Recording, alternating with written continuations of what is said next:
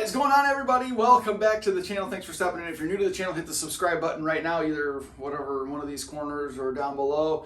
Hit the little bell notification as well. You don't want to miss out. I do 3 videos every single week, Tuesdays, Thursdays, and Sundays. I try not to miss. Hopefully you guys will find some of these videos interesting. In particular, a recent video I did on whether or not it is a good idea to modify your high mileage Infiniti Q50. Considering the fact that you're here today, watching a video about whether or not it's a good idea to buy a high mileage Infiniti Q50, that video might be of interest to you as well. So go ahead and check that out after you're finished watching this video.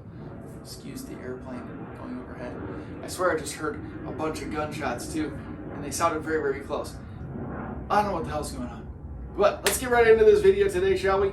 Well, I gotta say, this is a very commonly asked question, and thank you guys for continuing to ask questions, because I've said previously that a lot of these videos come from questions that you guys ask, whether they're in the comment section below or they're in comments on pictures on Instagram or just direct messages or emails. So I appreciate the questions, because I want to make sure we cover topics that are of interest to all of you. So keep them coming, and they might end up being a video. So I want to talk a little bit about high mileage Q50s and whether or not it's a good idea to purchase them. We can talk a little bit about 3.7s and the 3.0Ts as well. I'll give you some pros and cons of buying high mileage Q50s in particular, and then kind of give you some of my final thoughts at the end. So stick around, don't skip.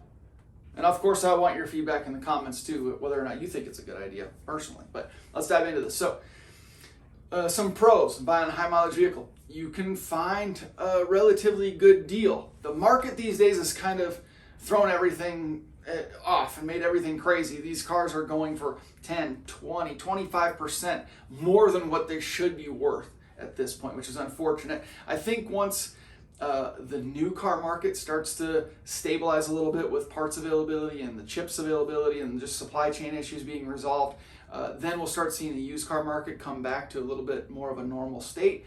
But who knows? Who knows how long that's going to be? Some people say that the used car market is sort of stabilized or plateaued at this point, but we might not see it come back and for another couple of years potentially. I don't know if that's going to be the case, but we'll see. We'll see. It depends on kind of what the rest of the economy does. So some people will argue that a high mileage vehicle is a bad idea because it's been used for a long period of time. I try to take more of a positive approach and take on more of a positive mindset and argue sometimes that high mileage vehicle has proven itself. You kind of, generally you buy these vehicles and after 10, 20, 30,000 miles, 50,000 miles, the kinks start to show themselves. Some of the weak components start to show themselves a little bit. The problems arise and then they're covered under warranty in most cases. I think that's a reason that warranty period goes up to 60 or 75,000 miles in some cases. They know that any issue that could pop up was going to happen in that period, generally 5 or 6 years, 50, 60, 70,000 miles, right? Now, of course, the flip side of that is that, well, the warranty runs out and then all of a sudden you start having all these troubles. True, that has happened, and you know, a lot of people will say that that's their personal experience, and I've experienced the same thing. But also think about this: if you've reached the 70, 80,000, 90, 100,000 mile point, your warranty's been up for a long time. And the car is still running, apparently, right? So I think there's an opportunity, again, to get a good deal, but also to see that that car has been relatively problem-free. Another argument that I could make in terms of falling on the pro side for buying a high mileage vehicle, especially some of these newer Q50s, when you look at a vehicle that's only 4 or 5 years old, 6 years old, and they already have 150,000 miles on them. I have a message in a recent video from somebody that started modifying their car at 170,000 miles. The car's only 6 or 7 years old, and they've already put 170,000 miles on the thing. So, yes, they've seen a lot of use, but in a lot of these cases, they were early lease vehicles or multi-year leased vehicles, or they were fleet cars that had regular maintenance because they were part of a business, or like the Acura MDX that I purchased for my daughter.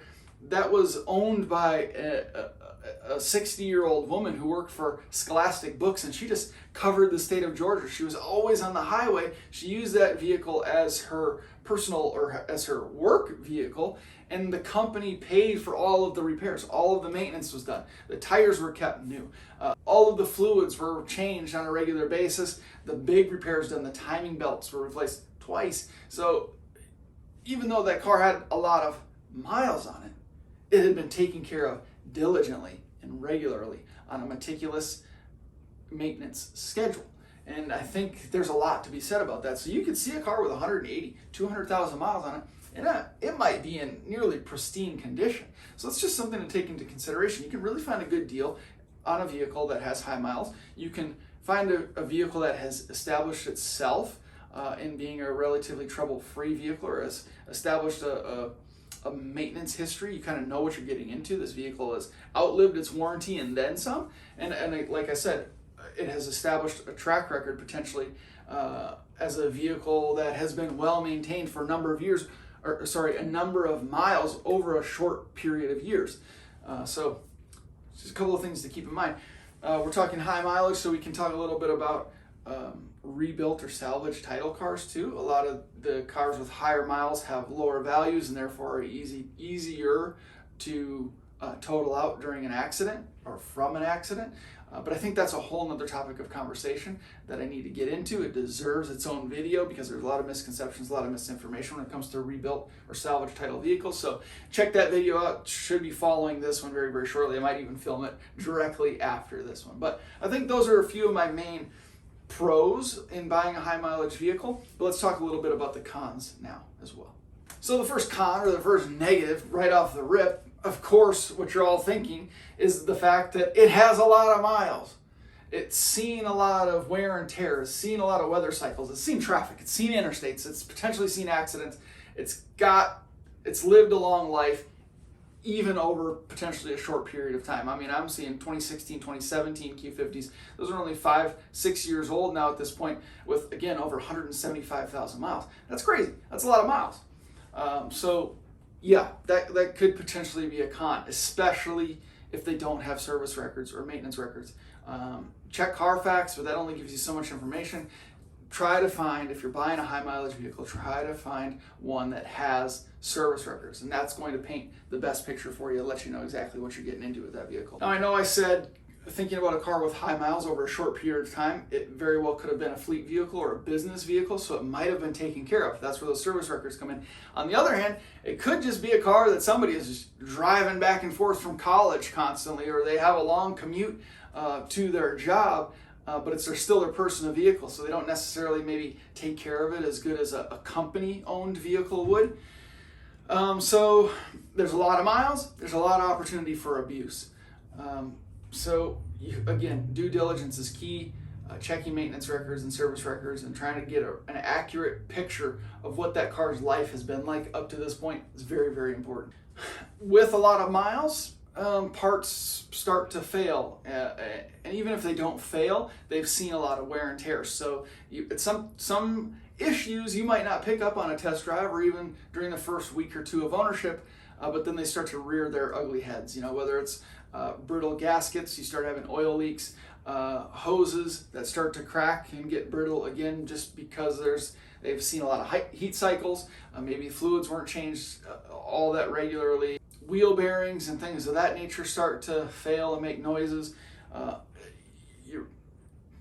Brake pads, rotors, calipers, those start to reach sort of the end of their life cycle after 125,000 miles. Bushings and those things start to fail, especially on the Q50. You see the rear diff bushing fail after 25, 30, 40,000 miles. Transmission issues you might not notice. The Q50 has a lifetime trans fluid, right? What's the lifetime dictated by Infinity? 50,000 miles? 75,000 miles? After warranty, obviously. So you're well past your warranty period. You might be well past an extended warranty period. Thankfully, Nissan Infiniti has relatively inexpensive parts. They're relatively readily available. Cars are generally sort of easy to work on. The VQ37 has, that engine platform has established itself over a decade now at this point of being relatively robust and pretty durable. The VR30, the 3.0T twin turbo, that is a platform that's sort of trying to establish itself. Early on, there were some problems. If you're buying a high mileage 3.0T, make sure your turbos aren't failing. You're looking for smoke during the test period. You're listening for a chirping belt. Obviously, we know those problems. Injector issues. They still suffer the rear diff bushing problem that the VQ has. Transmission issues aren't as prevalent as far as we know up to this point for that platform. So, just like looking at any vehicle with high mileage, always look for smoking, always listen for weird noises, always check for leaks, always check for misfires. Drive the car on a test drive. Don't go around the block. Don't go up and down the street a couple times. You need to get it to operating temperature. You need to push it a little bit because you've got to give the car time to warm up and work under typical operating conditions. You could get in a car when it's cool, or they just drove it to a lot to meet you, or they fired it up just before you got there. It's kind of warmed up, and you drive it around the block, no problems. You take it the 30-mile drive home or the 100-mile drive home, or whatever the case may be, and you get it out, all of a sudden a check engine pops up, it starts to hesitate or misfire on acceleration, it's making weird noises. You got to test drive the car thoroughly. That's my one big piece of advice. So there's definitely a lot of things to take into consideration when you're buying a high mileage vehicle, particularly a high mileage Q50, and even specifically a high mileage Q50 with the turbos, because those can be really expensive fixes. So do your due diligence, check maintenance records, try to get a good idea of what previous ownership has been through with that car, what they've done to that car, and take your time test driving it. Look for everything. Check the oil, check the fluids, drive the car a lot during the test drive. Take your time. This is a big investment. You don't want to waste your money. You don't want to get yourself in a bad situation. And that's all I can say on the topic. So that's just kind of my personal opinion. I think there's some good opportunity. I wouldn't hesitate necessarily at buying a high mileage Q50 with the VQ37 of 75, 80, 90,000 miles plus if you know what you're getting yourself into. I'd be a little bit more hesitant in buying a higher mileage VR30, but those service records are going to tell you. Did it have a porous block? Has the engine been replaced? Have the turbos been replaced? Are they smoking? Any weird noises that you're hearing? Any chirping belts?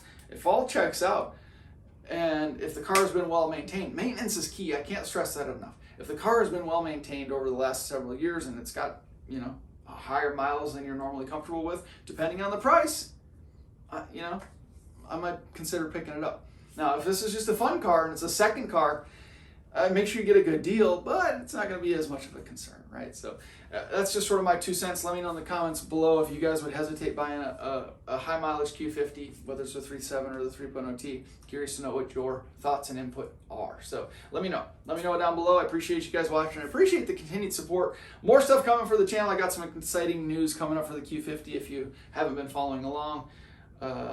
It's gonna be good. It's gonna be good. We're gonna get some good content out of it, and I got some fun collaborations coming up as well. So I hope you guys will stick around and subscribe if you haven't already. I appreciate you watching very, very much. We'll see you in the next one.